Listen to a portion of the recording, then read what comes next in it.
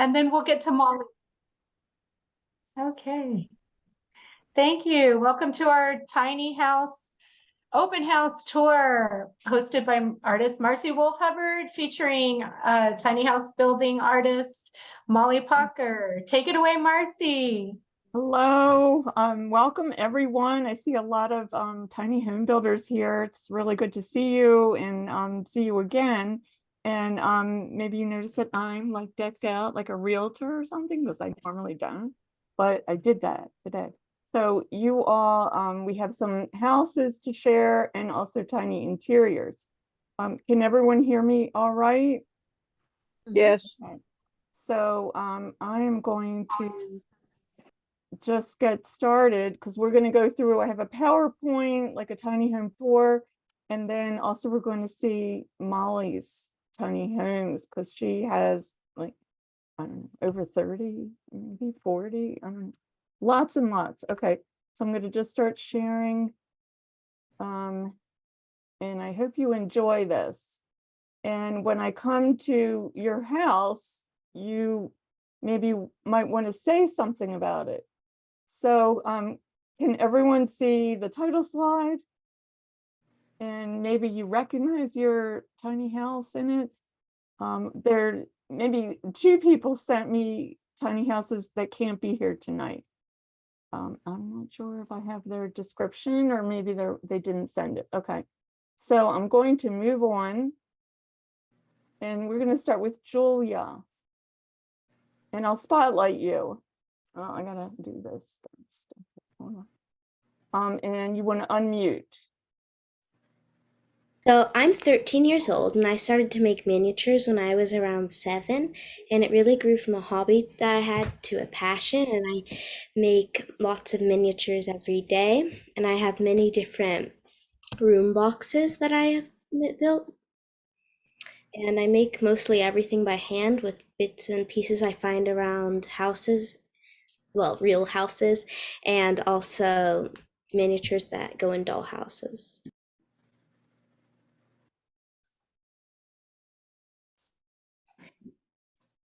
That is Did you want to say anything about any of them specifically? There's a backup here. Sure. Well, I made the bed out of pieces of wood and foam and also fabric. And Julie, I'm just curious, how did you hear about the tiny house tour we were having? Through my mother. Okay, are you in Silver Spring or? No, I'm in North Bethesda. Okay, all right.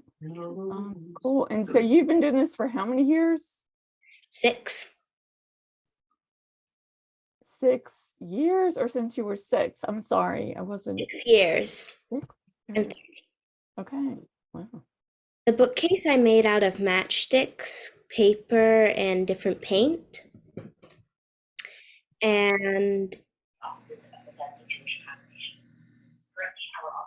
I'd say it took me a few hours. I'm gonna admit some. Sorry, I'm just back and forth with just see someone in the chat here. Okay. Oh no, that was. If you'd like to leave a message for Gerald Bear, Synagogue Director, for Rabbi Eric Abbott. All right. Oh, someone maybe they can mute themselves. Okay. All right, I'm gonna keep going. I'm sorry. Being transferred to Amy Kirkad.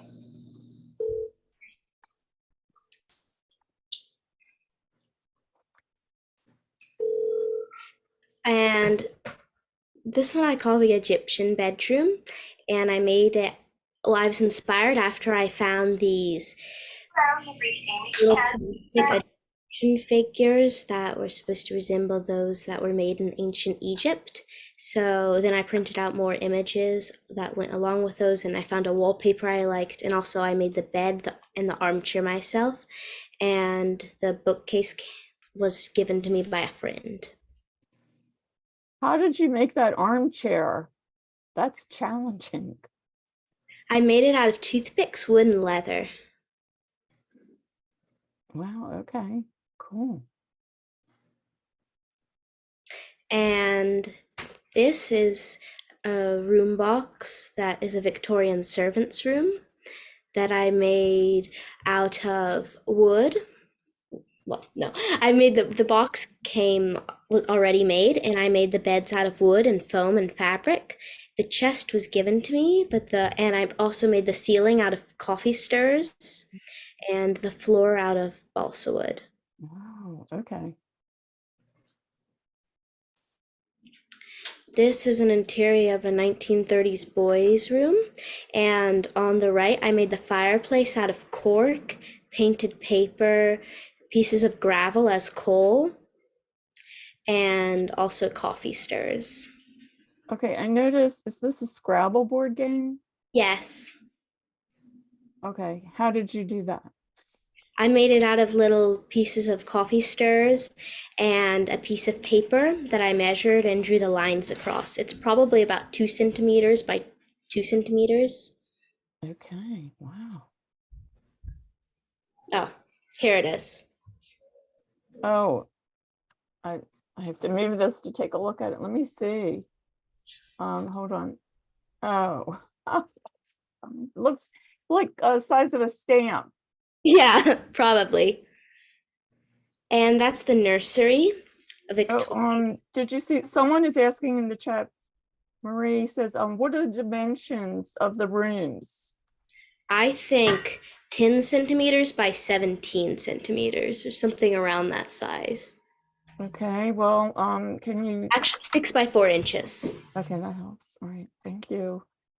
Here, Okay, so they're around this size. yeah. So kind of like the size of a cigar box, maybe. About that. I suppose. Okay. They're IKEA drawers out of a small IKEA chest. Okay. Okay, I'm gonna move on here. Thank you. Mhm.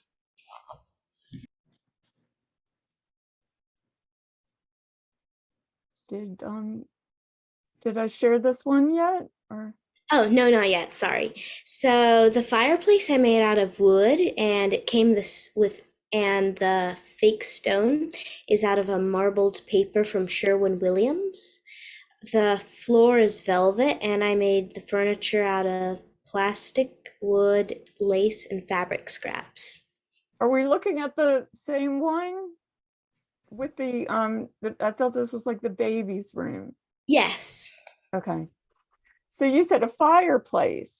It's hidden by this crib. Oh, now I see it. Okay, I'm gonna move someone. All right, yeah. So Lisa says such amazing work, Julia. Thank you. Yeah. Okay, now I get to do this.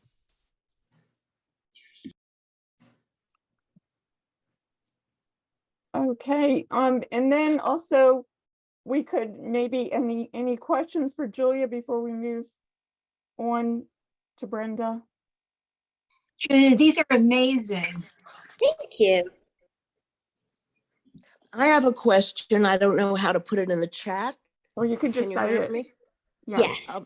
I'm curious about, Julia, about how you got the artwork in all of your rooms. You have these miniature paintings within frames. Did you make them? Where do they come from? Well, in the nursery, I made the image myself out of pieces of cut paper that I put in a frame. The others, I think I printed out online or were from sticker sheets. So you found them and they were that small. Yes. Uh-huh. Your work is amazing. Thank you very much. Yeah, you sent this and you did not say how old you were. I mean, No. I had no idea when you showed up that you were a young person, but these are incredible. Thank you. Okay, any more questions, comments? Okay, let me switch over And here. I also have a blog that I document my process. I can put the link in the chat. Great. Thank you. Okay, and I just want to change and give Brenda the spotlight. Just hold on a second. I just had 2 questions for her on about how long do these take to make? And do you think you'll ever use a 3D printer to create some of your furniture or items? Thank you. Thank you. I'd say that these take me around, maybe 24 hours each. So a long time, because I have to construct each piece of furniture myself. And also, yeah, I have painted some 3D printed miniatures that a friend sent me. And I think maybe sometime in the future I'd like to get a 3D printer, but I'm just not very good at the technical things, so I'm not sure how well that would go. Oh my, I thought you were going to say weeks to create them. I'm amazed in one day. Thank you. 24 hours in total. Wow. Oh, but that's amazing. They're wonderful. Thank you. Very much. Okay, so thank you. And I'm going to move now to Brenda. Anything you want to say about these? I did not print out what you said, so whatever you'd like to say. Okay, my daughter moved into a house with a garage that was decrepit. And during COVID, they decided that they needed to have extra space, she and her husband, to create an office off-site, which basically meant in their backyard. So they attempted to make an office out of the horrible garage, which collapsed, and they ended up rebuilding it. So to memorialize this little garage, I made this tiny house. And like Julia, it becomes an obsession. I thought I would just do the exterior, but as I got into it, I really wanted to replicate every detail. So it's every detail of the tiny little office space that they have. And I made that in your class, Marcy. That was my first project. I had a great time and went on to make others, but this is still very special.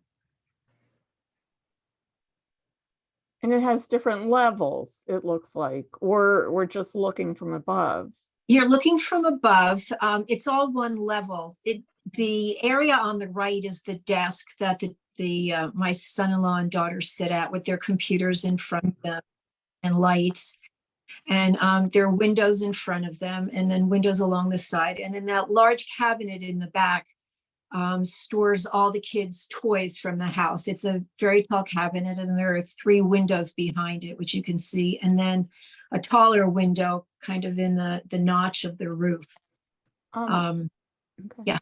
I like that rug. I guess I didn't notice it before, but just curious how you did that, or I attempted to do your transfer over and over again, but in the end, I just made a color Xerox copy of it and reduced it in size so it fit the space the way the actual one fits. So that's the design, the real thing?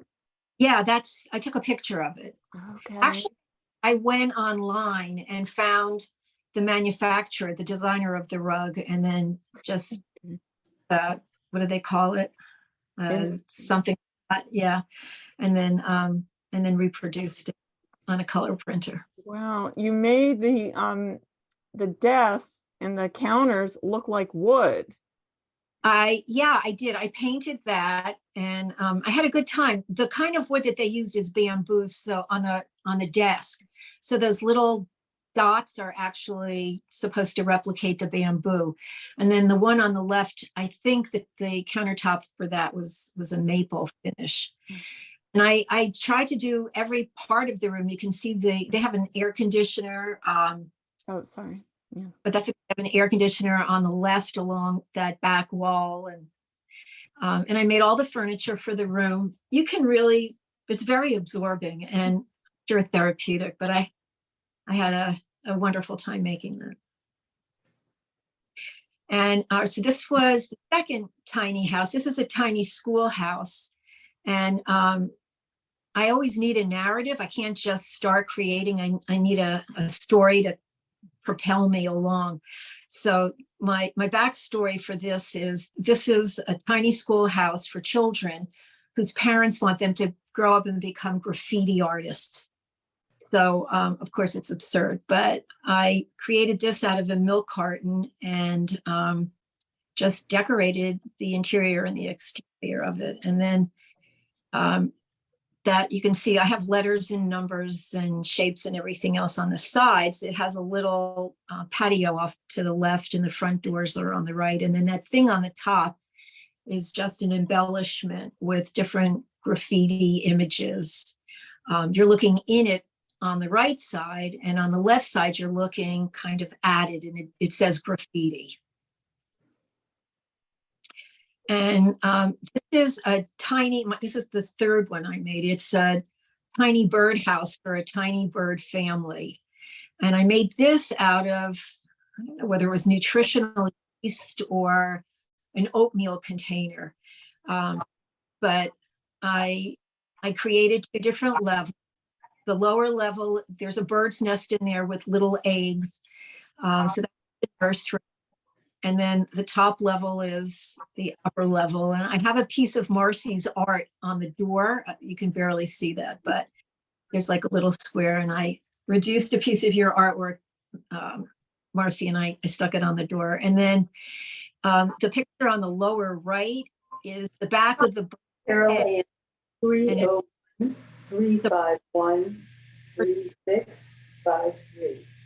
And that's Leaving a message, but nobody's called me back. Brenda, I missed the second, what you just said, and I don't know if that person can mute. so the back of the bird's head is the bath of the house. And so I made a little bird bath. It's like a bird bath. Yeah, I like how you can see the cardboard, you know? Yeah. With the pink. Thank you. Okay, and then, okay. Well, before I go on, any questions for Brenda? Any questions or comments? And I did not look at the chat. I'll go ahead and take a look.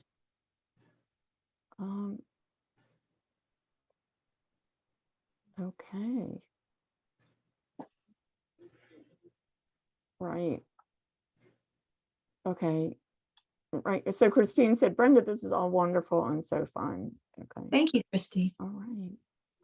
Okay, so I'm going to go back to play and move on. Sorry, I'll close the chat. Okay, so Claudia, and I want to spotlight you. Hi. Hi. So, and Claudia's made several houses too, and the interiors.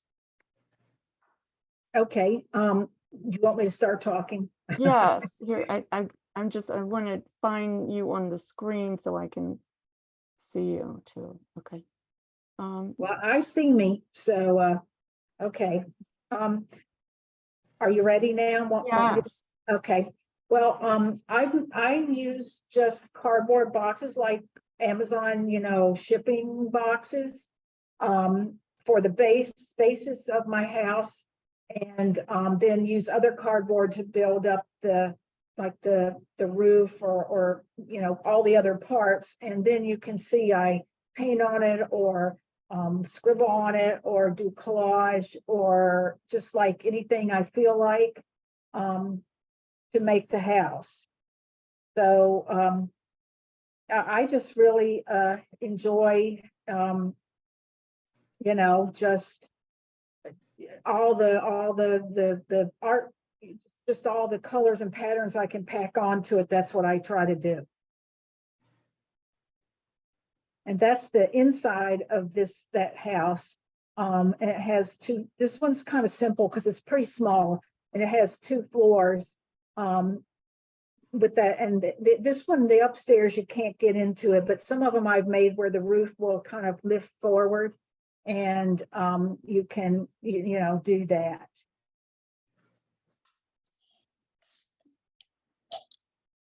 And this one here is I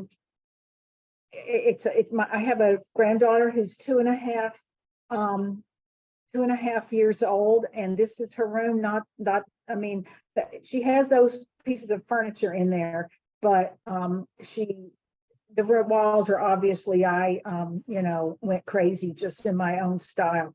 But anyway, it's like it's an open thing. You can reach down into it because she's just little. And I made the furniture and everything with paper mache. And you can't see it, but it has a little mattress I sewed, and I knitted it a little blanket. And she plays with it, and I've seen her putting the little baby dolls inside the crib and taking them out and everything. She likes it, so it's really I'm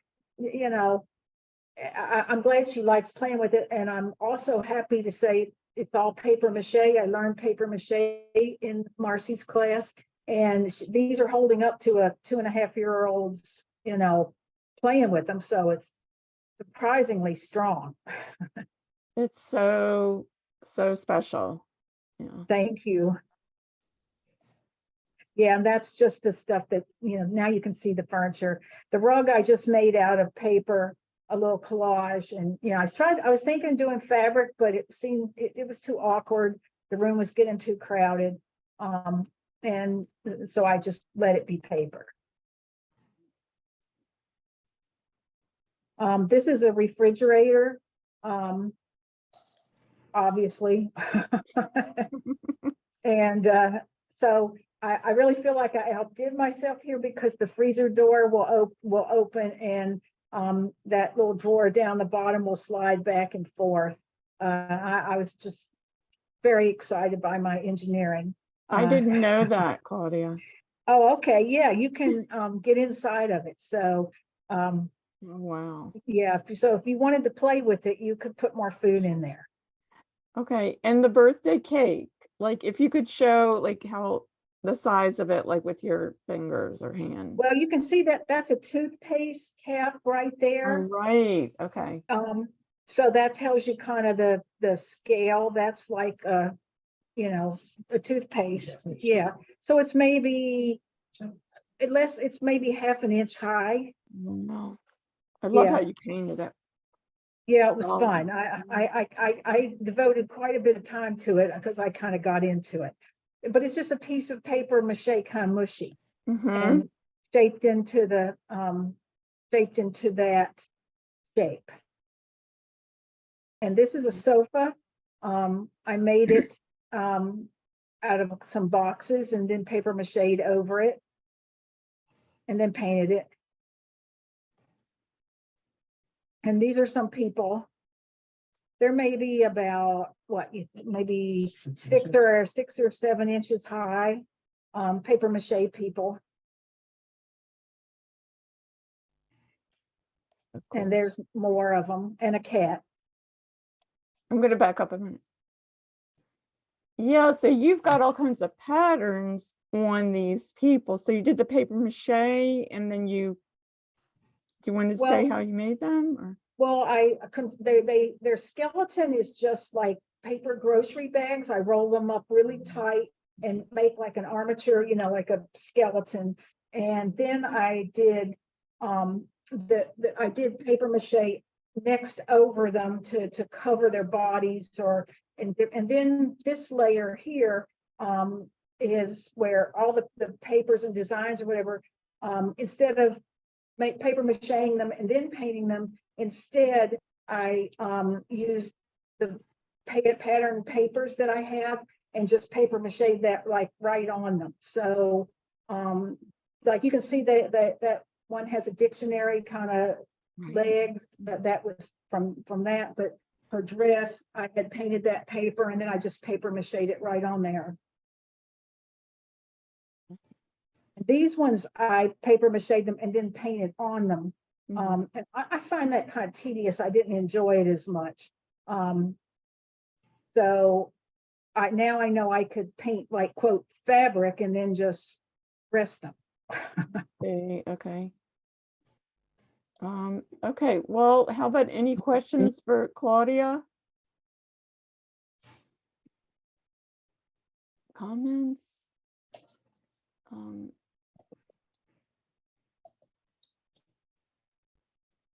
Julia says, I love the furniture. They're so fun, Robin said. And Marie's asking, what kind of glue scissors are you used for all this fine detailed small work? Well, honestly, I just use regular scissors and, regular utensils. I'm not, they're not real small. The paper mache, I make it with the Elmer's art paste. And that makes, I find that I like the way that feels on my fingers. It's really fine. And when I build the tiny houses, I use acrylic paints, I use markers, I use tape to tape everything together. I also just use regular Elmer's glue to do it. I'm trying to think if there's any other trade secrets, so to speak.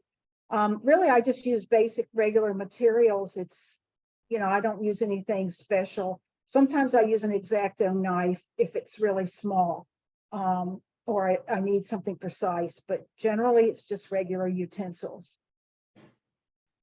Okay, thank you. Thank you. Thanks for having me, and thank you, everybody. Okay, and Claudia, she was telling me she recently visited an exhibit of, and I'll just, Lydia, or? Yeah, Lydia Ritchie. Yeah. You want me to say like 1 minute of what it is? Yes, and and where the show is. Okay, well, I live in a suburb of Philadelphia, and so there's a museum at Ursinus College, which is about 30 minutes from where I live. The museum is called the Berman Museum of Art, and it's on the campus of the school, and they have different exhibits. And right now they have a person there. Her name is Lydia Ritchie, R-I-C-C-I, and she makes these incredible teeny tiny miniature everythings, and in awesome detail. She's just, I can't even express how wonderful it is. But we saw her exhibit, and then we were there today because she set up like her studio, a little studio area inside, right in the middle of the exhibit, and she starts constructing. She's doing some actual work there. So we went and we were able to talk to her for a while, and then an art class from the university came in and she gave her talk to them, which we stayed for. So I was like, really fantastic. But if you want to look it up, it's Berman Museum of Art at Ursinus College. And her name is Lydia Ritchie, R-I-C-C-I.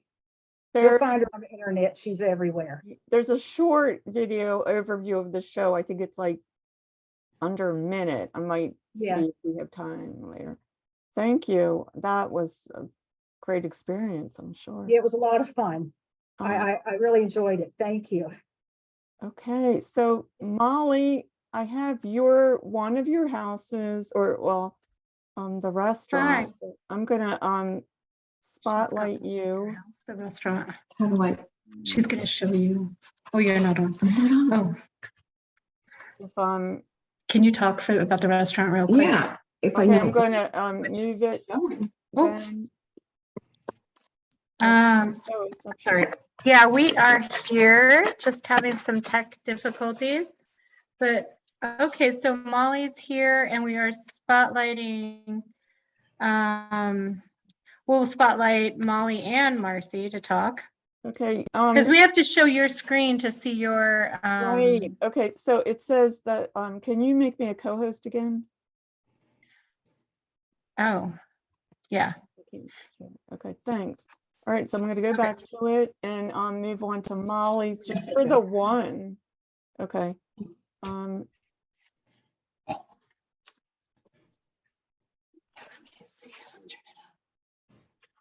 This is the outside of the Amsterdam Falafel Shop, which is a restaurant in Adams Morgan that I am co-owner of. My partner in the restaurant, I think many of you have heard this story before, but I will tell you for those who haven't, my partner in the restaurant died of COVID about a year ago. And I made a tiny miniature of the restaurant for there we go, for his widow. That was the front, and this is the interior. It's a diorama, and what you can see in it is the counter and little tables in the front. There's an ATM machine, and there's a Coke machine, and then it goes all the way back until the kitchen in the back. And there we have a close-up of the front. You can see make falafel, not war. So basically the restaurant changed during the pandemic and doesn't have the eat-in anymore. This is the old restaurant that looks pretty much the way it looked in reality before the pandemic. And I used pictures that I had taken of the restaurant to create this and to give to, his name was Scott Bennett, and this is what I gave to Ariane, his widow, after he died. And that's the back end. There's some falafel fryers there, and just where the kitchen stuff was kept. And this is the back. And if you can see it, at the top image is stuff that was in Scott's life. A snorkel mask, there's some flippers at the right bottom. He also played music on the guitar. You can see guitar and musical notes. There's an image of his dog, top right. There's a bicycle because he was a biker. And I'm trying to think of what else. He was a cartoonist. If you can barely see, there's some little pen and ink there. And then on the very back, it's just a message to Ariane, his widow, from my husband and me. It's supposed to look like graffiti, the way graffiti looks in Adams Morgan. So that's the one that Marcy has in her presentation, and I'll give it back to her now. Okay, any questions for Molly? I know that she's going to show more later, but okay, I'm going to move on. Okay, so this is Judith Goodman, and she's not here tonight, but I visited her studio yesterday, and her studio's in Chevy Chase, and she is an assemblage artist. And also she was very welcoming, because I told her I was going to share my art with students yesterday, and she just said also if I wanted to invite any students to her home studio, that would be fine. But a lot of her art, it's about home and about people who don't have homes. And so it's pretty emotional or jarring. It could be. I only have this one here. But she did say that I think that the roof was the lining of, I don't know if she said a lamb's wool coat, maybe I'm wrong there, but it's the lining, and they're small pieces of leather hand sewn. And that part was pretty amazing. That is exactly what the lining was. She also uses maybe images from magazines. She just copied and lined that up like that mosaic part on the bottom and pieced it together. So she's pretty handy, crafty, and very great craftsmanship too with all of her work. And her studio is pretty amazing. So that's hers. Is Christine here? I can't see. And also, I guess I'm gonna take a minute to look at the chat.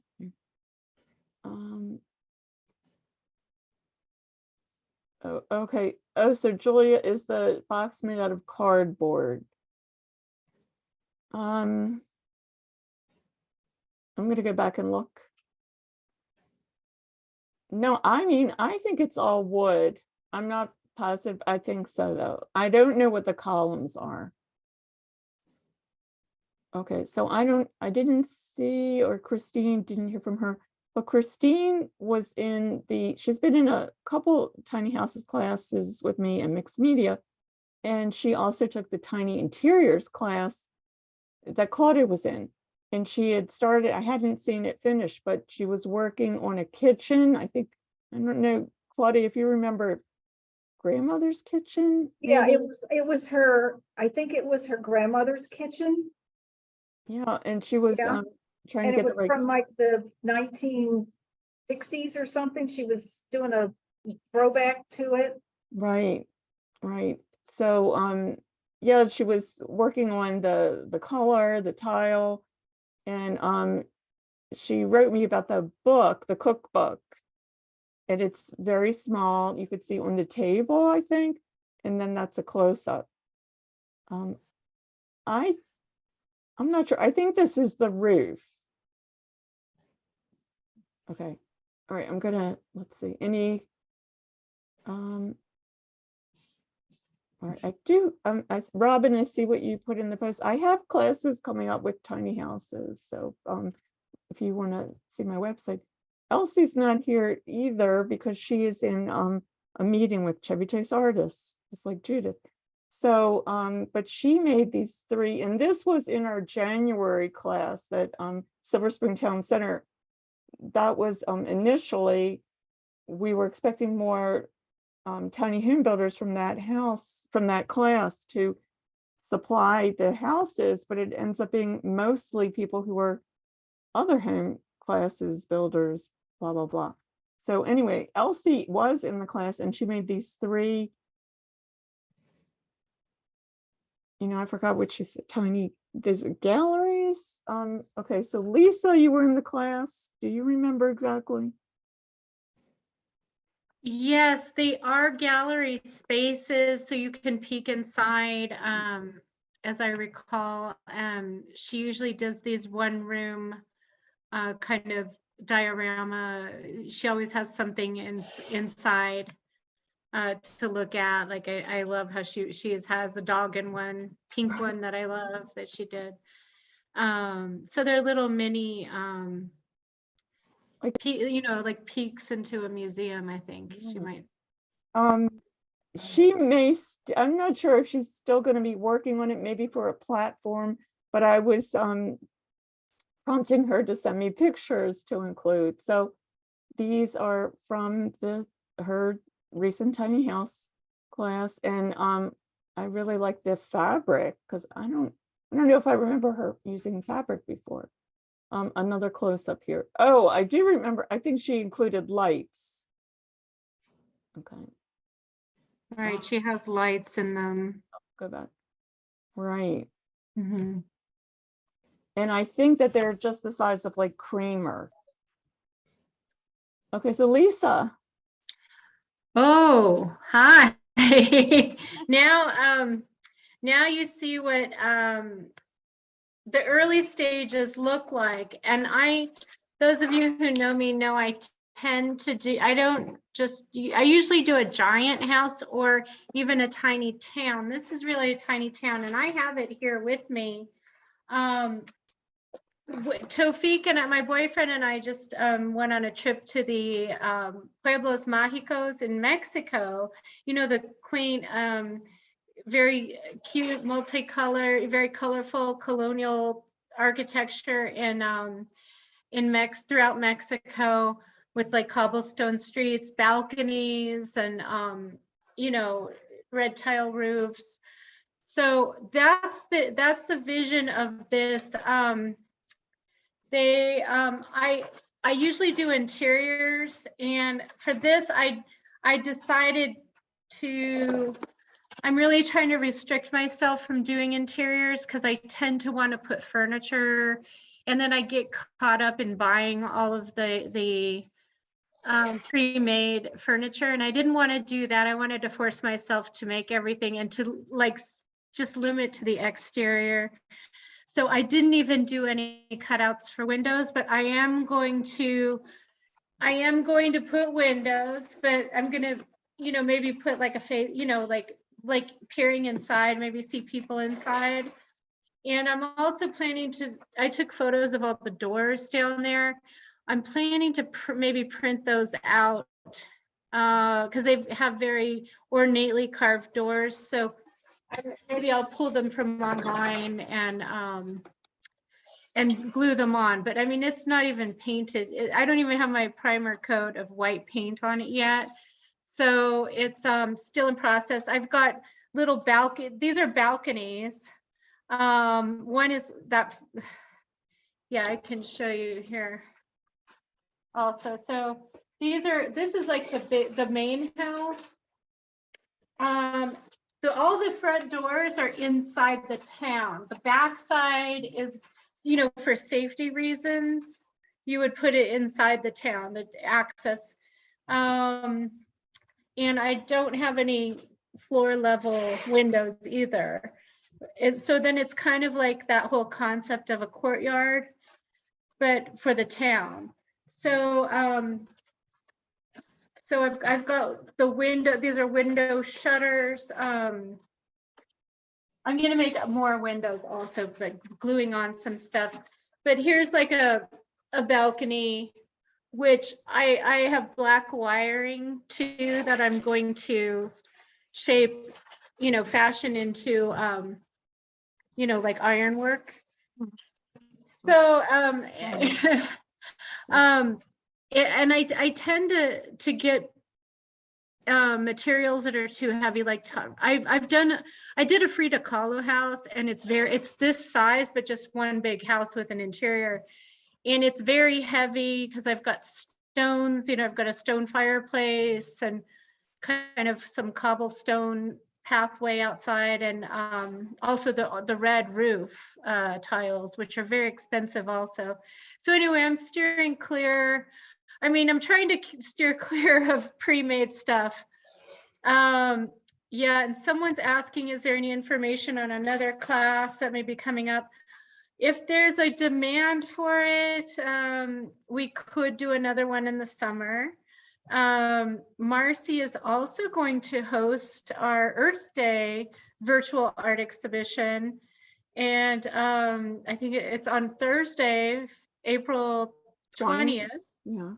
And it's Celebrate the Earth. What is it called, Marcy? Well, we were talking on Yeah, we haven't settled on a title, but we want to Celebrate invite Our Earth with Arts, or E something, ART something H. I don't know. Right. This is in the works. But Yeah, Lisa, it's gonna happen. I'm glad that you are showing this because people can see the stages, and it, now that I saw it and you held it up, I see it's really complex. And I also had to put more support in the middle because there's like a split in the cardboard at the base, and it was flipping, it was floppy. So I had to I had to plaster the bottom last night and more on the top because it was bending, and you don't want that, you know, even though I had dried, because I was going to get some of it at least painted by today, but because of that, you know, it's like a real construction job. Things happen and you have to kind of slow things down.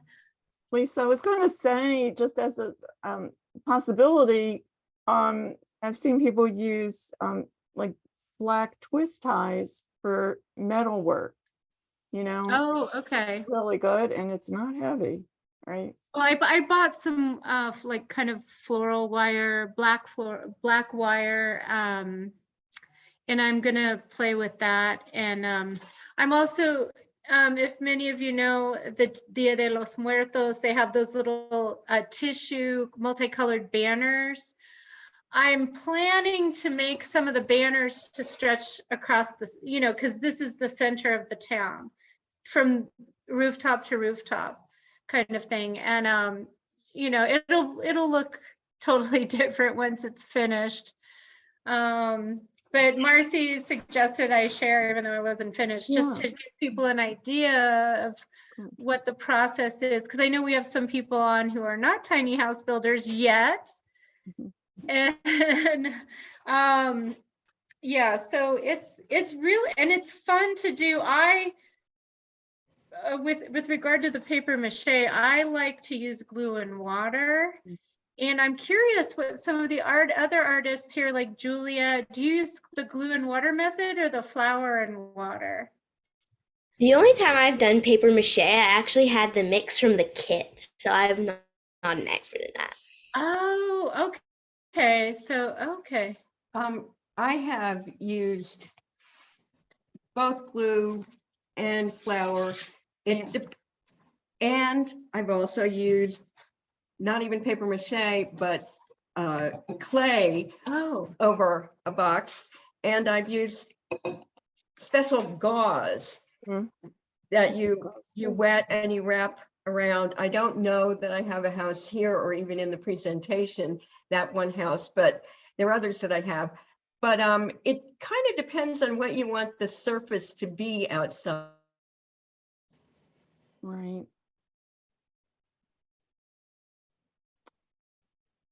I don't know. Wait, hold up. Can you all hear Molly or no? Does that a lot with her houses, and she gets a very a sleek out exterior. You can also sand it. Marcy, you've done a fair amount of that. I haven't done very much, but you can sand the outside if you want a smooth look. I think one of the charms of the paper mache itself is that it's somewhat rustic, and it kind of lends itself to that sort of primitive art look. Right. So I tend not to sand and to want it to be, to look primitive and not slick. And more textured. Yeah, more textured. So, and there's also, I recall another, just, I have used plain old molding paste without even paper mache, just painting it on the cardboard and letting it dry. That you get a really intense texture. Like a stucco. Yeah. Oh, yeah. You can swirl it, anything you want. So there are a lot of different options depending on how you want it to look. And you can even go with tissue paper and paper towels for a different look. So once you start, it comes into your head, you can try. And if it doesn't work out, and that's happened to me more than I care to admit, you don't need to keep it once you started. You can just start on another one and try a different idea. Have you thrown any out though? I have thrown one out. Okay. Yeah. Not a lot. I usually try to renovate my disasters, but I threw one out, and it was mainly because I was trying to create right on the surface of the house. I had took some bubble wrap and I smeared paint on it and I smushed it up against the house, and it didn't create the effect of polka dots I had anticipated. It was just a smeary black, and I didn't see any way to salvage it. But generally, I don't do that. Right. All right, if we're going to see more of your work, I'll move on. Let's see, okay, and then these are mine. So I guess I started the tiny interior of my porch. It was this summer. I kind of like the summer, and it was in, like, Claudia, you probably remember. And I was working on that. So this is my front porch, and it's, in a way, it's like a replica. The chair, there's a sculpture, my husband's sculpture. There's always plants out there, maybe except for the middle of the winter. But when I was, and this was the cardboard, the paper mache, and then I painted with wax, the encaustic. And at first I was going to just keep I was going to cut out where you see the outside, the front yard, the side yard. And then I decided to paint that so you could see what it looked like. And then, so this way you can see the front view, and there's this banner, my husband's spray painted cloth banner. That's that spider. That's what it looks like from the front. On the right is just looking from the other side, just a different view of the front porch. And then that's the side view, so you can see from the side. And then the far end would be those hanging plants. So that, and I really enjoyed working on it. I felt like I was immersed in it, more than some of these other houses. I mean, also because the front porch, it means a lot to me, or it has during the pandemic. So it was definitely more personal. So there was that, and then this is the one that I did during our recent class, and I thought, oh, I got to finish it, and I never work on it like in a week, have it finished, but I did because I knew we were doing this. So this is just with the milk carton, and I have it in front of me. And I did decide, I went into it wanting to have like that peach color and a greenish, and I kept it at that.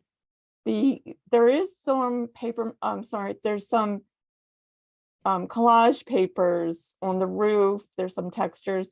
This one does not have like found objects, what I may normally include. In the windows, some are open and then some are just painted on. There's some other views. Lisa, do you want to admit for the waiting room, if you can do that? So anyway, so that's that. Oh, I don't know. Can you see the giraffe in the window? That's one little found objects I have. And that's from a piece of a puzzle that I used, that actually bubble wrap texture that I used from something else. I thought, oh, I'll put it in. There's the other side.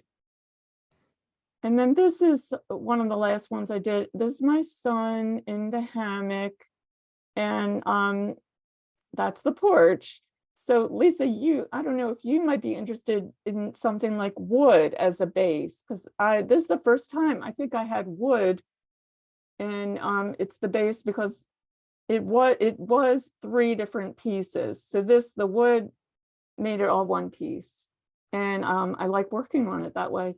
This one also, it's just like the other front porch I made with encaustic with wax, and I did the hammock another way, but this time is with actually like from clementine oranges, the bag, and it kind of looked like a hammock. And that's my son. And I guess, and I have to credit Claudia for showing how she was making the people. And I even did one of myself, but I didn't really care for it. So I thought I'd have my son there. And it's, maybe not body true to form, but it just felt like him when I was doing the painting and his character. There we go. Okay. And then there he is from above. And that's it. So thank you, everyone. So also, I guess, yeah, if you have questions, and then the other thing is we're going to move on to Molly. I have a quick question, Marcy. Do you use encaustic to stabilize the houses, or is that just an aesthetic add-on? Because all your product, all the houses are so beautiful, and I don't know whether you're using the encaustic just to keep it stable, or whether it's just because it's beautiful. It's I guess because I like the material, the medium, I have different approaches. And in a way, I mean, it's kind of like working on a painting, whereas I guess I would say a different approach. And I really enjoy it, because here, I was working on this one last, and it's just totally different feeling. So not for stability, but enjoying the medium of encaustic and what I can do with it. I can draw into it different details. So it's like a painting. And sometimes, like I talk to people, the house can be like a canvas, any way you do it. But anyway, I can talk about tiny houses a long time, but I'm going to move on to Molly. So hi, are we muted or not? No, you're right on. We are not. Lisa's going up. I'm gonna show you houses and talk very briefly about them. And if there are questions, of course, feel free to ask either in chat or speak up. This is not my typical kind of house, although I'm showing it first, because it's a kind of a fantasy house, and I only have a couple of those that I've made. This was made obviously with an oatmeal box and some interesting paper. And I think the trees are cinnamon sticks and with pom-poms on top that I probably bought at a, I don't know, a sewing store. And the front walk is actually a piece of a Kleenex box. I have found Kleenex box designs to be very useful in my own tiny house building. And so that's that.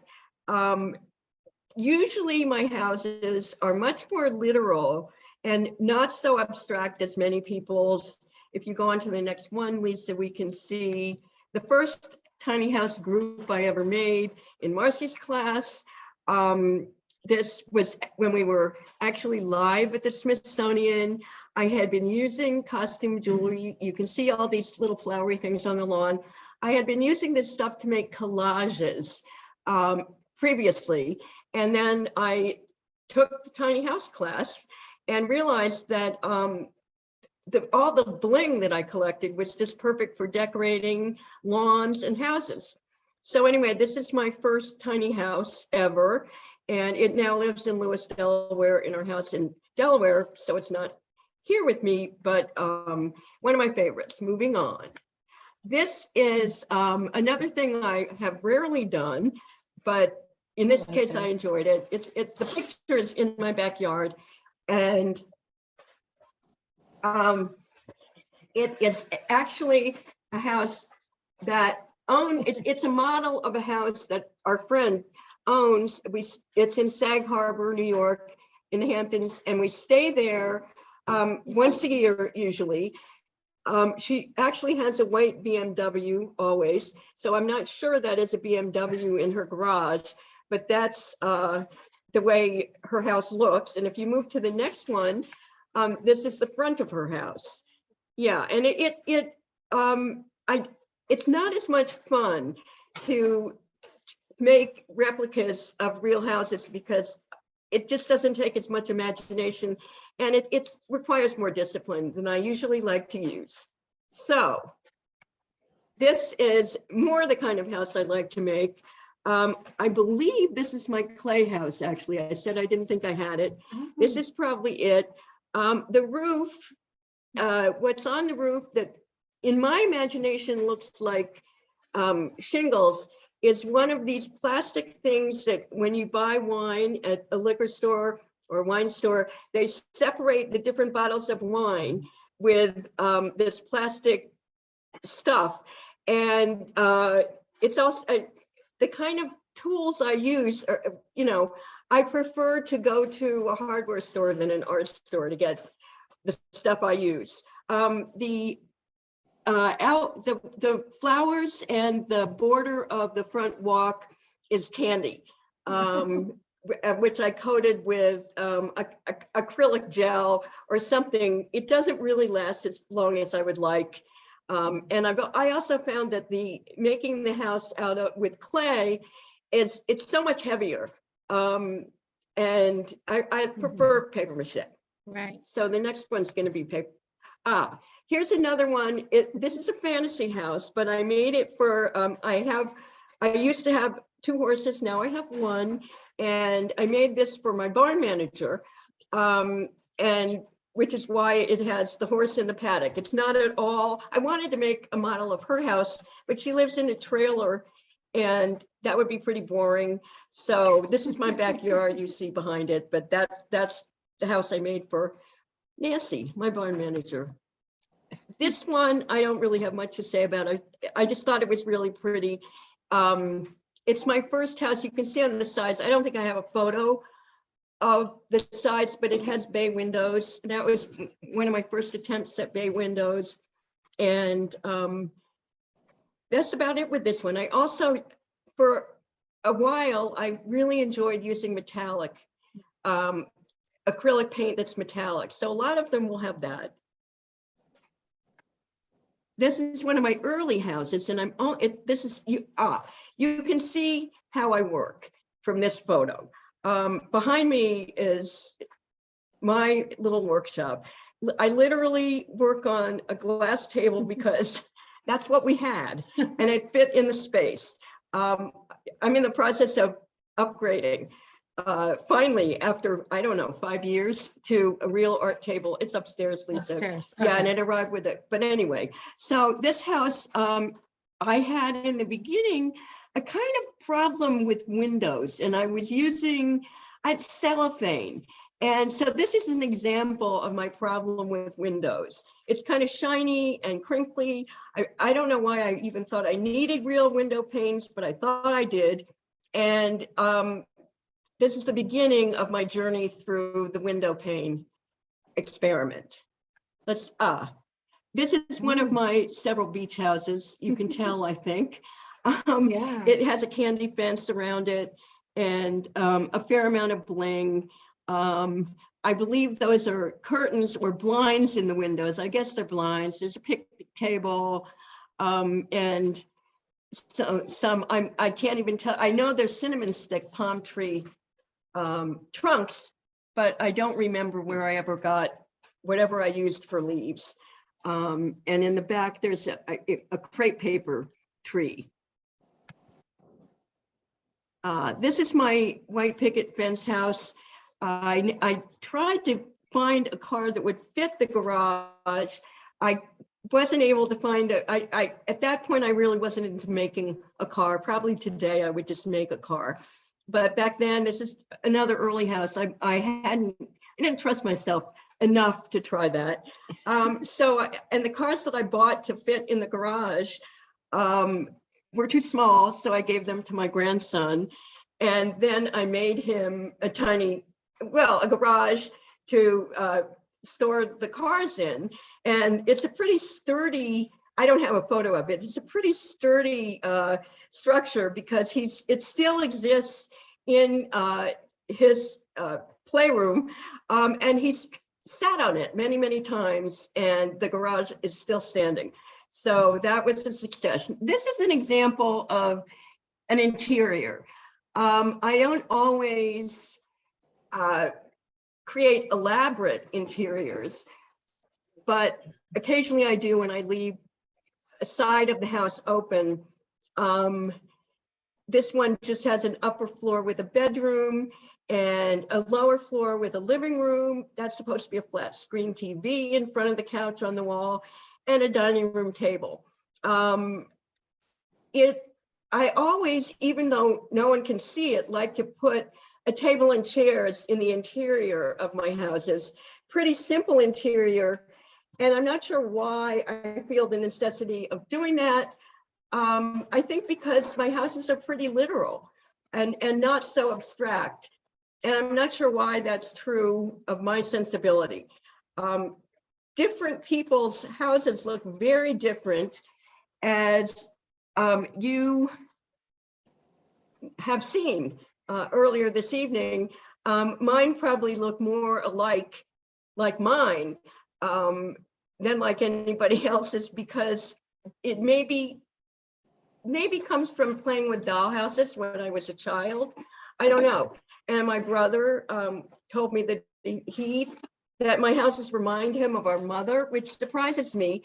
It surprised me until I remembered that she had given me canisters that looked like tiny houses to store stuff in the kitchen. So I guess we share a liking for tiny houses. So Lisa, this is my only tiny village, also made a while ago. Just a series of houses. You can't really tell, but there's a real sidewalk in front. Little squares of paper mache blocks. Nothing noteworthy about it, except it was really fun to make, and it took a long time. And it was a while ago. I can't see how the windows look in this one, but at some point I became much more proficient at window paints. Yeah, Well, there's a lot of windows. Yeah, it's a lot of windows. This is my other fantasy house. The pond is, I think, bought from Michael's. It's not created by me, but the rest of it is papers that I made, and except for the moss on the ground, the bushes are obviously store-bought, but everything else, the tree is a crepe paper tree, and I believe you can't see, but you can see a little tiny bit. I actually created little flowers on the houses, which I don't usually do, out of paper towels and toilet paper. You can only see a little bit of it there. The rest of it's just papers I made, but it's unique for me to create a sort of fantasy castle like that. And this is the exterior of the interiors that you saw before. Just another house with, the balcony was pretty hard for me to make. Again, it's kind of early on, and it was a challenge. But you never give up. If I have something in my mind and I want it to look a certain way, I'm pretty persistent. Oh, another interior, we've seen it. We can move on. Okay. Another exterior, only to point out that this is the one house that actually has a working fireplace and the smoke is coming out of the chimney. And what's that smoke made out of? Cotton. I save cotton balls thinking I'll use them more than I do.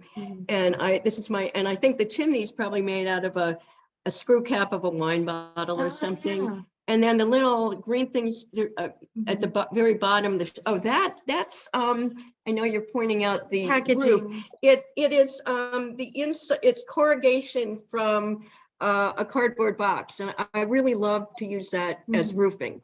Yeah. And they're little And what about the texture on this one? this is it's a technique. I don't know if you talked about jelly prints a lot before in your earlier presentation, but a lot of the textures and the colors I make with a gelatin plate and lay paint down and then put bubble wrap on top. This looks like it's paper, and then put paper on, and I get a textured paper with different colors. It's really messy and fun to do. Oh, and this is my cat's favorite house. It's another beach house. And you can't really see, but my favorite thing about it is that you can see. So there's the mermaid and her feet are in the pond, and there are tiny bubbles. The water is just blue felt, but it's the kind of thing that the details. That's all I can say is sometimes I become, and I don't want to use the word obsessed. That's not complimentary, but sometimes to me the details really matter. And in this particular case, once I got the idea of bubbles, I was determined to figure out how to create bubbles. They're just little beads.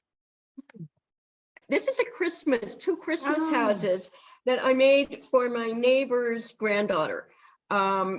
And why? I can't remember why I did. Oh, I know why. Because her grandmother brought her over to look at my houses, which are all over my house. We're covered with houses here, every floor. And so she came over and she looked at the houses and she really loved them. So I told her I would make her one. And I made her one for Christmas that year, which was probably a couple of years ago. But of course, I can't remember, was she 4 then? She couldn't really play with it because it's so delicate.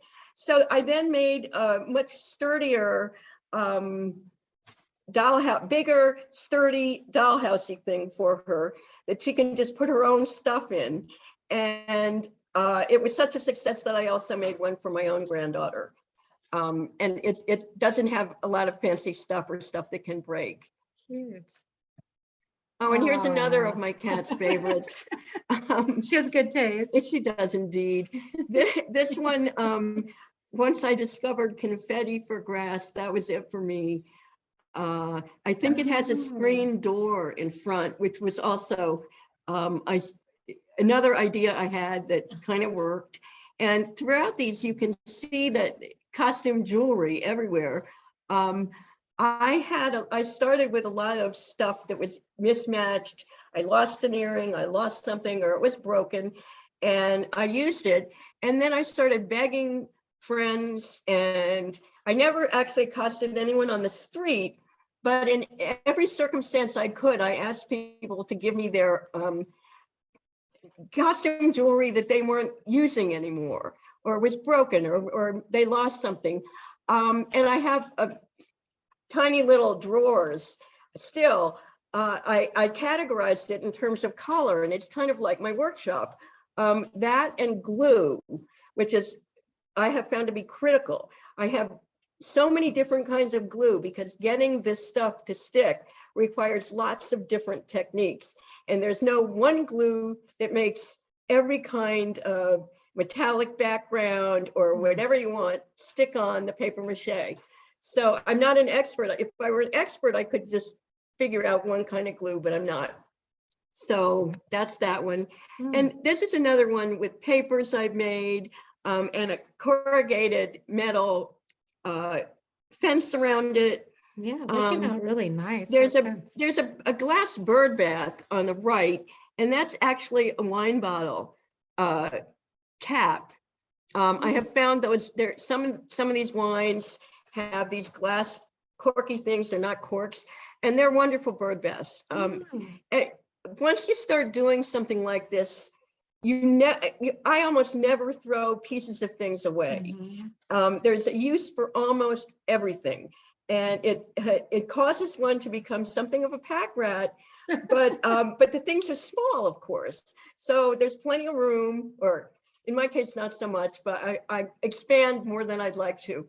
But so many things are useful that you just never thought would be useful for anything.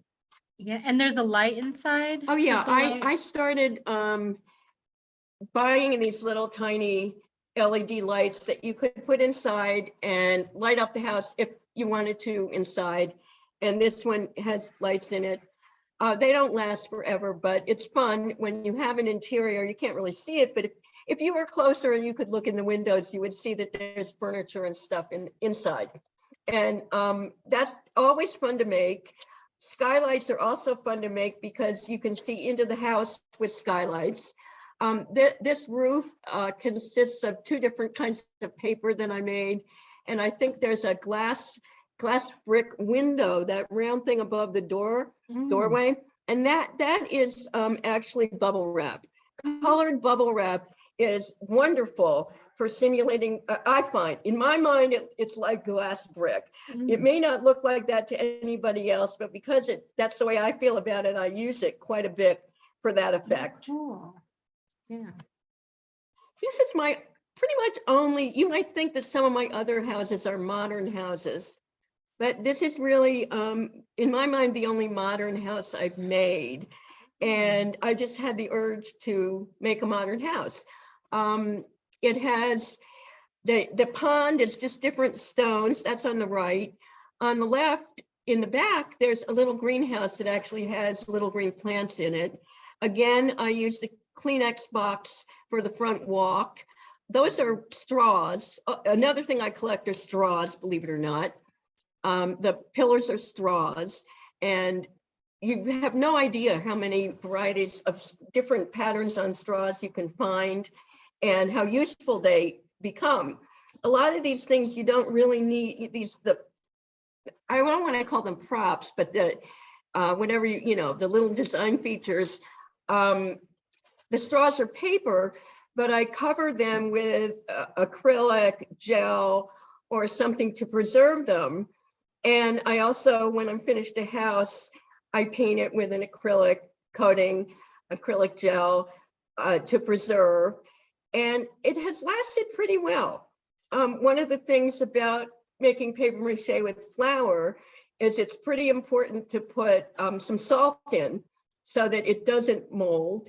And I've had, it's been 5 years. I can't tell you whether, my grandchildren are pretty young, so I can't really tell you whether these houses will survive until my grandchildren are old enough to inherit them. I hope so. But I've had a reasonable amount of good luck with the survival of the houses. I live with animals, cats and dogs, and sometimes things get knocked off. And every so often I go around and I do a repair, a tiny house repair, take things back into my workshop and add stuff that has been lost over time. If I had a lot of high shelving to keep them on, this wouldn't happen, but I don't. next house, Lisa. Okay. Oh, and this Oh. is my salt shaker house. Oh. Again, and I had these salt and pepper shakers that there they were. And I just thought, wouldn't that be perfect? And I think they are perfect in this environment. It's a kind of a, I guess you'd call it a modern house. I think we're going to have maybe another closer look at the outside, which is again, jelly print paper that I made, and I'm pretty sure I used some metallic in it. And I'm sure those are cinnamon stick tree trunks, and that's sort of it with that one. Oh yeah, here's a close-up. So the paper is just different jelly print paper, and and then I can see again, I had some Kleenex box in the front yard that it just has paving, it does not have grass, and that's the outside of a Kleenex box. And some jewelry, I was really sad that I lost enough of that. The front gate and is jewelry that I loved, but I'm so glad that I found a use for it. This evokes Mardi Gras for me. Oh, interesting, Isn't it? interesting. The purples and greens and just the kind of, you know, it looks like it's in a humid area. It you know, does, something. and we may have an interior, I can't remember. We're gonna have a few more interiors. I haven't photographed a whole lot of them. Interiors, usually many of these I made in class, in Marcy's classes, including classes that were not tiny house building classes, and over the years. And I photographed enough so the class could see what I was working on, because it wasn't usually what other people were working on. But I didn't always photograph my interiors. Oh, okay, we have the interior. So there's an interior.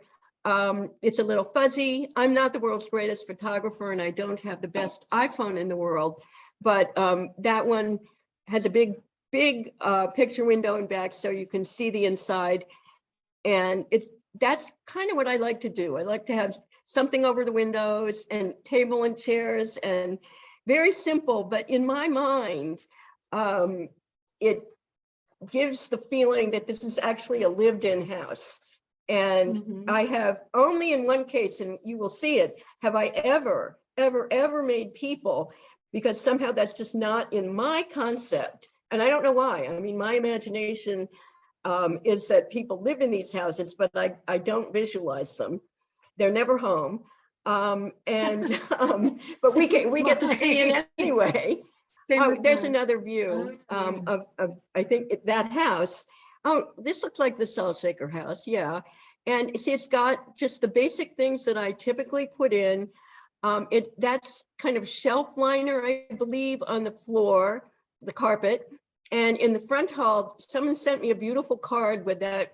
It looked to me like some kind of marble or something in that. It's a foyer.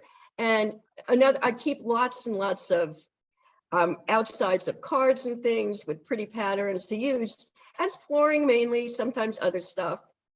And yeah, okay, this is my mother-in-law house, and I only say that because I gave it to my mother-in-law, which I thought to be very generous of me.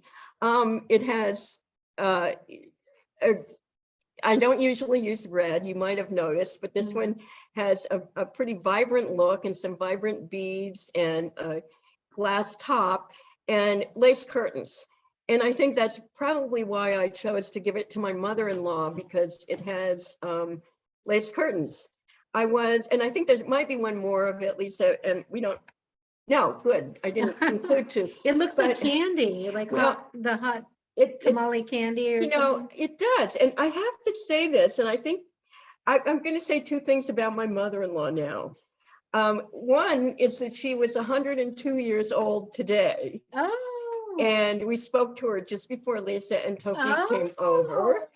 But two, I was a little disappointed that she didn't think she had room for the house in the main area of her apartment. She lives in an apartment on Long Island, and she put it in the spare room where her caregivers sleep. And I did not know what to make of that, so I decided not to make anything of it. But I'm just sharing that with you. And then This is another beachy house with a sort of an outdoor, I don't even know what you call it. I really included it because I found this wonderful, it must have been a box. The roof of the front porch and the stairs in front and the roof of the house were made of this delightfully thick cardboard that I found. I think I still have pieces of it, and I use it very sparingly because for some reason it just appealed to me, and it looked like some kind of construction thing that, you know, looks like something real. We're getting to that, Tofik. Here's the first one. Yeah. I have made 3, I hate to call them bars because they're really more sophisticated in my mind than bars. But this is the Blue Cafe. And there's a British singer called Chris Rea, or Ree, R-E-A. And he's most famous for a song called The Road to Hell, which is a nice song.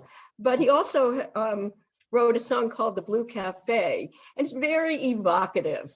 And it just made me want to make the Blue Cafe. So I did. So that's the Blue Cafe. Where do you imagine this is situated? Is it in the desert? It's somewhere south. Yeah. It's somewhere south. It has a treble clef because of the song. At this point, I think I bought probably from Michael's the bottles and things. There came a time when and you'll see, I started making that stuff. But that was my first, the Blue Cafe. Now this is the Wither Hills Wine Bar. And you can't really tell, but I made the wine glasses, and there are candles on the tables that are made of toothpicks, and the one green bottle on the left I made. And Wither Hills is a wine label. I can't remember, Willie, is it a New Zealand wine? Yes. Yes, it's a New Zealand rosé. And I just love the name, and tops of the bottle are on the top. Those are, again, the pillars and the table supports, I guess you call them, are wonderful straws that I purloined from a coffee shop. And I think I was entitled actually to take a few. And the top of the 2 tables that you see, that's Kleenex box tops. And the stools, they're mounted on, and the tops of the stools are actually those things that you get to stick on the bottom of furniture so it doesn't slide across the floor. And I have found those things that you can paint them, as I did here. They're useful for making stepping stone sidewalks, for making table and stool tops, for many, many, many things. So that's another hardware store item that I never fail to pick up when I go to a hardware store. Finally, the Lazy River Lounge. And this one actually has bottles all made by me. I finally really got into it. And in the middle that there's supposed to be, and there is, a bowl holding red somethings, some fruit thing. And that's also a wine cap. And I rarely do make, I don't upholster a lot of my furniture, but these couches are actually upholstered, very simple with felt. That's sort of it. Again, the walls are, Lazy River Lounge. I forgot that. That's another name from a song, a Robbie Robertson song called Somewhere Down the Lazy River. And I think his song is the Crazy River. It is. And I made a mistake and called it the Lazy River, but anyway, it works. And the interior is, again, those jelly papers I made. The floor, I think, is marbleized paper that for a while, I marbleized a bunch of paper. I tend to spend some time creating my papers and then using them all up. And then eventually I create more. And those are That's bubble wrap windows and back, of course. Oh, my friend Susan Ehar gave me these tiny books that she found somewhere. And so I decided to make her a library with the books. So that's her library. And as you can see, it's a pretty small and primitive library. It does have a book that has been banned. Gone with the Wind has been banned in certain places. And that's sort of it. It was really fun to make for her. And she loved it when I gave it to her. And one of the things I'm kind of proud of, because I don't consider myself very good at drawing. I made a door, that green door. It's supposed to give you the illusion of going back into something. And then I painted that tiny little black shadow above it. And I think it actually works, which I'm very proud of. I know it's a tiny, tiny little thing, but I just didn't think I was very good at that kind of trompe l'oeil. And in this case, it worked, and I'm really made me very happy. Yeah, it works well. Okay, this is my one piece of protest art. This is my tiny abortion clinic. And I have one other photograph from it. It has, I'm very proud of it. It has an entrance. You go in the lobby and there's a desk in there, which you really can't see. And there's a waiting room behind that entrance. And then there's a kind of outdoor hallway to a procedure room. And I don't have any pictures of the procedure room, but there is equipment in the procedure room that's supposed to represent equipment that is used to perform abortions. Eventually, I'm saying this for Marcy in particular, eventually I'd like, I'd like to donate it. I'd like Alicia to find a place, a friend of ours from art, quite a talented artist herself who's in our class, to find a place to use it, because Alicia is in the business of arranging, I don't, whatever we want to call Women's it. healthcare. Women's healthcare. And so there's one more photo of this, and this is the only time I ever made people. And these are the clients waiting in the waiting room. They're made of clay. And that's my favorite Kleenex box is outside of a Kleenex box is on the floor there. And that's shelf paper is the rug. Yeah. It looks to me like a sisal rug, which is why I use it a lot. And they're just happily waiting for their procedures. Yeah. And that's the only people I've ever made and ever intend to make. This is interiors of a bed and breakfast called the Blue Water House in Lewis, Delaware. We stayed there when we were building our house we had a house in Lewis, Delaware that we rented 24/7. And when we finally took it up, it was a really crummy little house in a great location. When we finally took it over for ourselves from our tenant, it's pretty unlivable. And we donated it to Habitat for Humanity. And Habitat for Humanity came and took it away piece by piece. And we built another house on the same site. And while we were building it, we had to go out and work with the horrible contractor whom we could never find when we needed him to finish the job, of course. But in the meantime, we stayed at this wonderful bed and breakfast that let us bring our dog there, called the Blue Water House. And it's just crazy. And you can see that it's crazy because the front desk is exactly the way it looks in this house. I mean, it's just full of crazy stuff. And upstairs is not it's a representation of one of the rooms. It's not a replica of any of the rooms, but the house is just full of fabulous stuff. And I gave that to our friend who is the proprietor and owner of the Blue Water House. And it's in the common room of the Blue Water House. In Lewis, yeah. Yeah, Our yeah, I friend saw that place. Rick Quill. Yeah, he must have loved it. He did love it. We're almost at the end, I think. This is a memorial to a cat. It's not the cat that died during our art class. That was a different cat.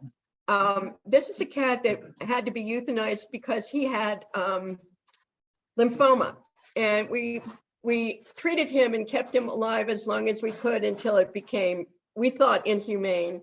And they wanted us to bring him in every week to the vet for an infusion, and he hated going to the vet, and it was clearly time.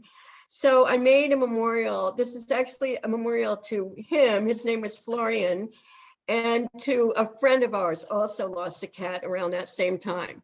So this is the one thing I've made that is not a human house.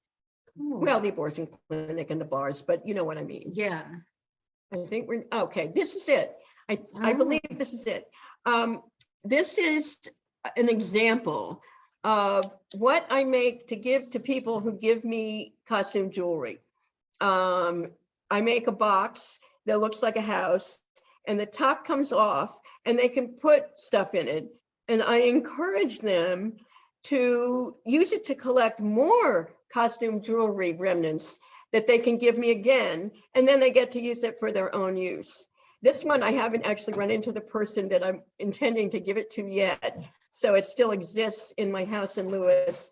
It's the first time I've ever used lace in that way, but I really liked it. I mean, because it's not, I don't use lace in that way because my houses usually are supposed to be more realistic. I don't know why, because I don't think that they are very realistic, but you'd never see a house with a lace top like that.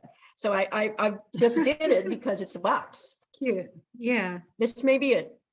Oh no. There's about 3 more. 3 more. Okay. So this one I'm embarrassed. So the front, this is finally, I figured out windows, and it's just a transparency.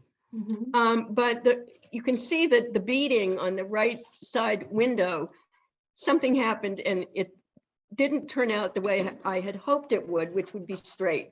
But I think it gives the house a little more charm than it otherwise would have. Now I'm showing you this house because this is in an exhibition that was Capitol Hill Art League, but I don't have another picture of it, and I wanted to show it. I know it's Mary's favorite house that I've made because it has a screen porch. And this is the only one. I hope I can make more things with screen porches. But, and then of course, my beloved confetti that I discovered. And there's some beautiful beading around the front walk. I think it's agate or something that once in my previous artsy fartsy world of me, I made jewelry, mainly stringing beads. So I have a lot of beads that I'm using for this now, but I do love the porch. And this is one that again, it's the corrugated cardboard, and the roof is paper that they used to wrap packages. And I have found that to be, it's also useful in my 2-dimensional art as well. I use it in a lot of collages. It's, you know, it certainly looks like a basket. It also kind of looks like a thatched roof here. I am much more abstract in my 2-dimensional art than I am in my tiny house art. I don't know why, but I am. And so this, and I guess I used some of that wonderful cardboard actually to make the roof underneath. You can see that. And so I just love that stuff too. It's amazing how I have fallen in love with wrapping paper and things since I've been making tiny houses. Did you use metallic spray paint for the, I worked think well. I don't know variation. that I did. I'm wondering if it's just, I think underneath it, I'm not really sure why it came out that way. I'd have to go back and look at the house, which I could, but I don't even know where it is. Somewhere here. Well, I mean, it looks. Yeah, it looks interesting, and I don't know why it looks like that. Yeah, I think that's the last. There's no Okay. more here. There was a. No, that should be it. Okay, well, great. This was great. Do we have any comments or questions for Molly? Molly, that last one? Yeah. I really like how you use that for the roof. That Yeah. material. I'm usually not so fond of that because it goes in different directions, but it really looks good on the roof. Yeah, I have found very various kinds of wrapping paper had come in handy. I mean, and Marcy, you know more than anybody how found objects and the most unlikely pieces of stuff can be used for the most wonderful in houses and in two-dimensional art as well. You've always taught us that, and I have found it to be true. It's a valuable lesson I've learned from you, one of the many. I haven't shouted Marcy out yet, but I will, because she's the reason I do this. And sometimes I think she probably thinks she created a monster in me, because I took off with it in a way that I never thought I would. But it turned out to be the thing that spoke to me most about, and she teaches many, many classes and wonderful, wonderful classes in all sorts of different media. I'm just, Molly, I'm just so happy to see all that you do. And I don't know, I'm not familiar with every house you showed, but Molly's been doing this since 2018, as far as I know. Yeah, right? since you started the classes. Continuously, and she's pretty incredible, as you all have seen. Yes. She's also a lot of fun, and I love hearing you talk about it. So great. Well, I've learned it all from you, and I've also learned it assisting you in teaching, which is great fun. So you know, you're a good teacher, and I've learned a lot. Okay, any other questions or comments for Molly from others here? I know Molly's brother has joined us, and he commented in the chat. Jed, are you there? He commented in the chat that your mother used to make dioramas with vegetables. You know, oh, she did. You know, that's right. Yeah. And you've actually. Hi, guys. Oh yeah, and you know, it's interesting because Marcy, you've seen some of her photographs of vegetables I have used as altered photographs in our art class. You probably don't remember, but I can show you next class. So her photographs of different gourds and even flowers. Yes, she did. Yes, she did. Hi, Jed. We can't see you, but. Thank you. Oh, yeah, I was trying to do it. I'm on my phone because my ISP seems to have killed itself for a couple of hours. It's a pretty funny day. But yes, it is. We're all having tech issues today. I do want to give you a shout out for helping me understand how to make this happen, and also to Lisa for making it happen and being a wonderful friend in all regards. Thank as you. well as Marcy. Yes. Okay. Well, you guys are doing it. I'm just utterly amazed at all of you tiny house people. It's just fantastic. It's crazy. It's I love it. Well, I hope that some of you who are there watching, listening, decide to take up this activity. It's so rewarding and so much fun, and such a wonderful way to use your imagination. I like making houses that are from my imagination, not copying anything else, because I make the rules. And you can't really make a mistake if you're making the rules. Everything is the way I want it to be, or it happened to be. And that's really, I like that a lot. I also have to say that I think drawing, a fundamental knowledge of how to draw is pretty important if you're going to do any kind of art at all, because it helps you translate what your eye sees into what your hand does, even if you're making abstract images. Mm-hmm. And so I hope that my work is informed by drawing. And I appreciate that Marcy always includes drawing in all of our classes. Right. Well, we've had a lot of comments here in the chat. in addition to your brother mentioning your mom did dioramas. Marcy has her website here, marcywolfhubbard.com. And it would be great to exhibit the houses, in person for more people to see. So Robin mentioned that in the chat. So maybe we can, Marcy is a great person to coordinate with on that.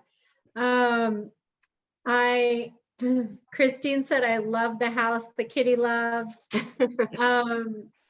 Robin says, hope to hear from someone to exhibit at the Kensington Park Library. Thank you, this was inspiring. Christine, I love the house the kitty loves. Bernadette, I have so enjoyed seeing all your houses. They are amazing. Yeah, so we, I think the thing I discovered with tiny houses is that people either use memories or dreams, fantasy kind of creativity in creating these. And yours are really kind of a combination of real life and fantasy. Yours are almost equal parts, I would say.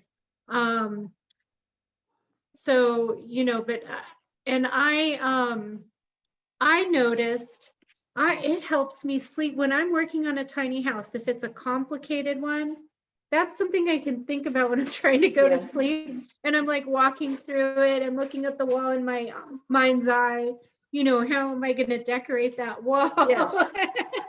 Yes, I share that experience. It's so interesting. So that's why I don't like to rush. I have this instinct, like I usually don't get mine started until like the first class. I'm just sitting there like watching others and like reluctant to get it started because I haven't committed to a theme yet, but a style or a concept yet. But anyway, it's been so great. I see the time is passing. We have a couple more minutes. If somebody wanted to say something or ask Molly something or make a comment. Julia. Thank you so much. I've never met so many people here who share the same passion I do. Also, do you know where the meeting will be, where the recording of the meeting will be posted? Yes, we will have it available.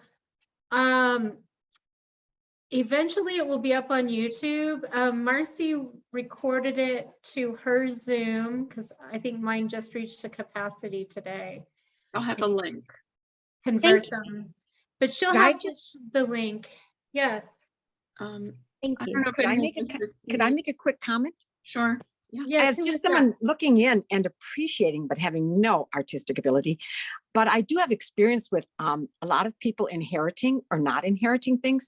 And as artists, I would just say, these will be the items, if you have them still in your home, that people fight over, or even in the families you gift them to, because they're so precious and the hand touch that you would connect to.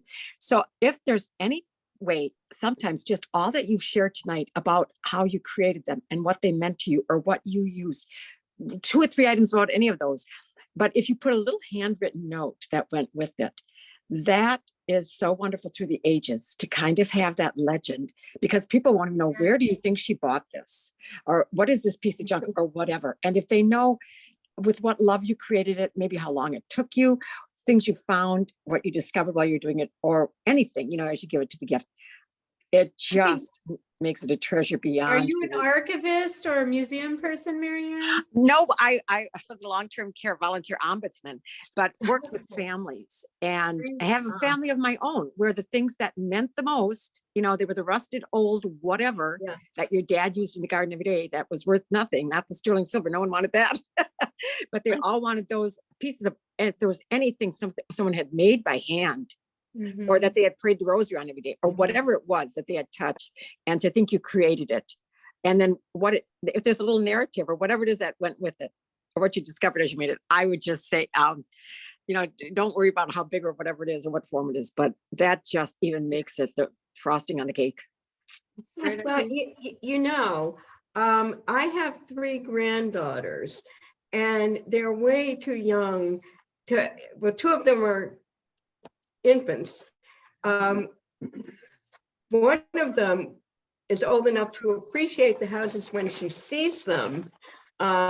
She's not old enough to have them yet, but my great hope is that I will divest myself, maybe not of the bars immediately, but of the rest of the houses will be in the hands of my granddaughters, hopefully before I leave this planet to go wherever I go. Certainly, if not, they will own them, absolutely. And I'm now at a stage where I'm enjoying giving them away as well. The one thing I haven't done and I won't is sell them. Right. And how many have you made and how many have you given away? Oh boy, I've probably given away between 5 and I would say 5, not that many, maybe 8. I've probably made 40 or more. I have 2 in process now. One of them is a sports bar diorama. It will be a University of Michigan sports bar that I'm giving to a young friend who is a Michigan alumna and an avid Michigan fan. And I never remember her birthday. And she's pretty old now. She's young to me. Oh, my husband remembers that it's January 3rd. But she's going to get, for all the forgotten birthdays, she will have a sports bar, a mini sports bar. And the other one, I'm just have another house in process. I'm doing a lot more 2-dimensional art because Marcy is teaching inspiring classes. And I've been inspired to work on a lot more 2-dimensional things. But in between, I still like to keep a hand in it. I'm sure I won't stop. It's too much fun. Okay, Marcy has something she can share with us. Marcy. Okay.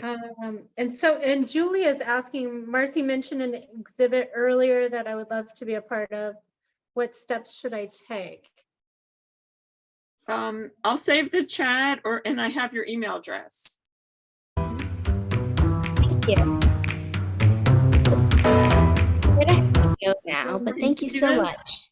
Oh, okay. I'm just sharing that quick overview of the exhibit, Claudia.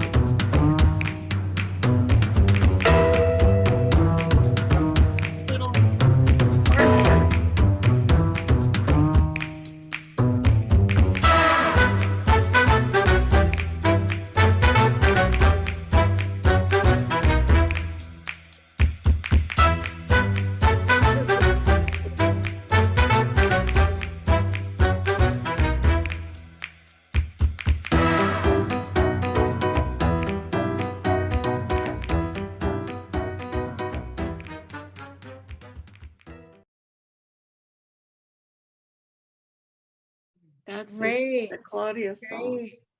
Thanks. Thank you so much. Julia says she wants to be, okay, yeah, I got that. Marianne says, so grateful to all for your stories and gifts of art. Happy creating in miniature. Amy Bandel, hi Amy, says wonderful presentation, everyone. And please join us on Wednesday for a journey through African American history in miniature with Karen Collins of the African American Miniature Museum. It's on Zoom. And I put it in the link in the chat or at the beginning of the chat. So thank you so much, Marcy, and thank you to our guest artist, Molly, who's beside me here. So thank you, everyone. It's been such a fun time, and I'll see if we can have another or a virtual workshop in the summertime, because I know this is a popular program. Thank you again, everyone. Have a great night. Thank you.